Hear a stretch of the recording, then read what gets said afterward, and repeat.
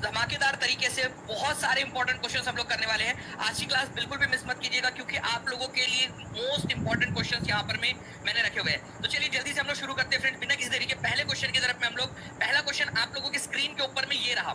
देखिए फ्रेंड्स, यहाँ पर मैं आप लोगों से डायरेक्टली क्वेश्चन है, और ये क्वेश्चन जो है आप लोगों का बिहार पुलिस का जो भी पेपर हुआ है उसके अंदर में भी पूछा गया था।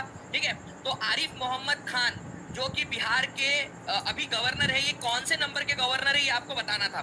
ठीक है, और मैं आप लोगों से फ्रेंड्स कुछ इंपॉर्टेंट एक्स्ट्रा इन्फॉर्मेशन भी यहाँ पर मैं शेयर करूंगा, जिससे जैसे कि जो है आर्टिकल है इनकी जो है नियुक्ति कौन करता है, ये भी क्वेश्चन आया हुआ था। तो आरिफ मोहम्मद खान जो है फ्रेंड्स, ये बिहार के 30वें नंबर के गवर्नर है, 30th नंबर के गवर्नर, बहुत ही इंपॉर्टेंट। और पहले जो केरल के राज्यपाल थे मोहम्मद आरिफ खान, वो बिहार के राज्यपाल बन गए थे, ठीक है, जनवरी के अंदर में। तो ये क्वेश्चन आप लोगों से पूछ लिया गया। तो पहली बात, पहला पॉइंट, बिहार के राज्यपाल कौन है? तो बिहार के राज्यपाल जो है फ्रेंड्स आप लोगों ने याद रखना है, आरिफ मोहम्मद खान है। लिखो सभी लोग जल्दी जल्दी से कमेंट के अंदर में, आरिफ मोहम्मद खान।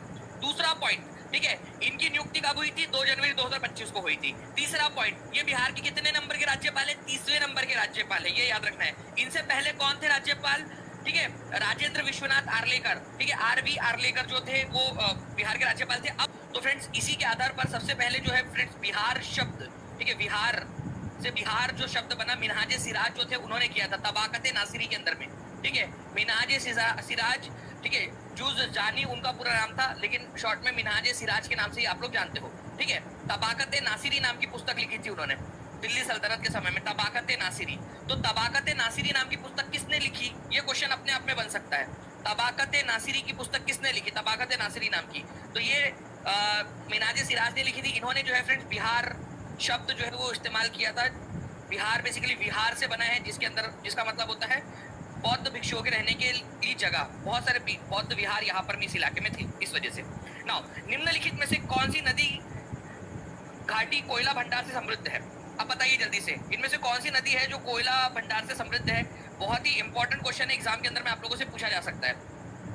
जैसे कि मैं देख पा रहा हूँ फ्रेंड, 4 मिनट के अंदर में जो है 1700 से ज्यादा बच्चे जुड़ चुके हैं। एंड कॉन्ग्रेचुलेशन आप लोगों को, 2000 प्लस लाइक्स आप लोगों ने कर दिए हैं।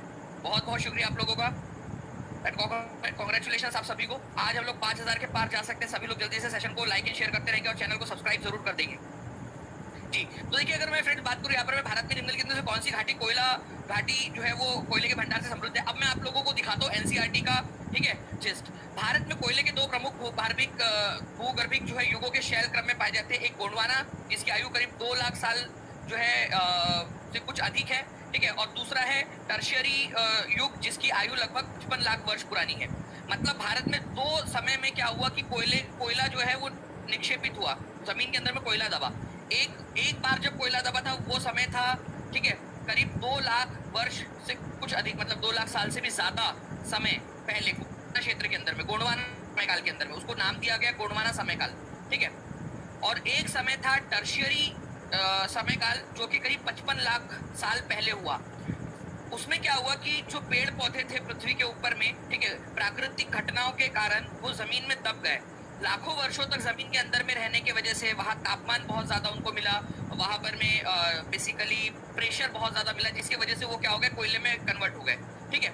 इस वजह से आप लोगों को जो है फ्रेंड्स, जो कोयले के भंडार है वो दामोदर नदी घाटी जो है पश्चिम बंगाल झारखंड के अंदर में, वहां पर में झरिया, रानीगंज, बोकारो, ठीक है। इसके अलावा गोदावरी, महानदी, सोन, वर्धा, ऐसी नदियां जो है वहां पर में भी आपको कोयले के जमाव पाए जाते हैं, ठीक है। तो मैं आपको बता दूं फ्रेंड्स कि दामोदर नदी जो है वहां पर में कोयले के भंडार पाए गए हैं। महानदी जो है इसके पास में कोयले के भंडार पाए गए हैं। सोन नदी के पास में पाए गए हैं। इसके अलावा जो है फ्रेंड्स, अगर मैं बात करूं आप लोगों से, तो वर्धा नदी है, उसके पास में पाए गए हैं, ठीक है। तो आप लोगों को याद रखना है, गोदावरी, महानदी, सोन, वर्धा और दामोदर नदी घाटी, ये ऐसे क्षेत्र है जहां पर में कोयले के आपको बहुत ज्यादा भंडार मिलते हैं देखने के लिए। तो आंसर इसका ऑप्शन नंबर डी हो जाता है इस प्रकार से। कितने लोगों को समझ में आ गया, जल्दी बताइए। एनसीईआरटी से प्रूफ दिखाया है मैंने, बहुत बढ़िया। तो देखिए फ्रेंड्स, आप लोगों के आंसर्स कंटिन्यूअसली आ रहे हैं, ठीक है, ऐसे ही आप लोग आंसर्स करते रहिए। तो संसद जो है फ्रेंड्स, उसके पास में अधिकार है कि कितने नंबर ऑफ जजेस जो है वो हो सकते हैं किसी हाई कोर्ट के अंदर में, और किसी, ठीक है, सुप्रीम कोर्ट जो है हमारे सुप्रीम कोर्ट के अंदर में भी, ठीक है। तो आंसर यहाँ पर में हो जाएगा ऑप्शन नंबर डी। तो हाई कोर्ट के अंदर में कितने जजेस होंगे संसद डिसाइड करती है, संसद के अंदर में कानून बनाया जाता है और संसद जो है उसको डिसाइड करती है। ये अधिकार ही संसद को दिया गया है, ठीक है। आर्टिकल नंबर क्या है, जजेस की संख्या डिसाइड करने के लिए अधिकार संसद के पास में है। ये किसने डिसाइड किया है, आर्टिकल नंबर 216 ने, आर्टिकल नंबर 216, प्लीज इसको भी याद रख लीजिएगा आप लोग। और संसद के अंदर में कितने नंबर ऑफ जजेस होंगे ये भी संसद डिसाइड, आपके सुप्रीम कोर्ट में कितने सीट डिसाइड करेंगी ये भी आप लोगों को बोला गया है। 69वीं बीपीएससी के अंदर में भी आया हुआ क्वेश्चन है आप लोगों का, प्लीज इसको याद रखेंगे आप लोग, एग्जाम के अंदर में आप लोगों से पूछा जा सकता है। तो हाई कोर्ट के लिए 216 और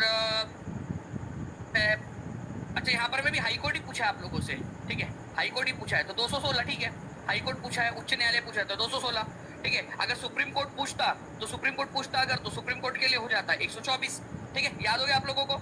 देखो यहाँ पर में उच्च न्यायालय, यहाँ पर में भी उच्च न्यायालय ही पूछा है। पिछले क्वेश्चन में क्या पूछा था भाई, यहाँ पर में भी उच्च न्यायालय ही पूछा था, ठीक है। चलो दोनों जगह पे उच्च न्यायालय पूछा है, आंसर हो जाएगा संसद आपका, ठीक है। तो आप लोगों को क्या क्वेश्चन पूछा हुआ है, हाई कोर्ट पूछे, सुप्रीम कोर्ट पूछे, नंबर ऑफ जजेस कौन डिसाइड करेगा, संसद डिसाइड करेगी।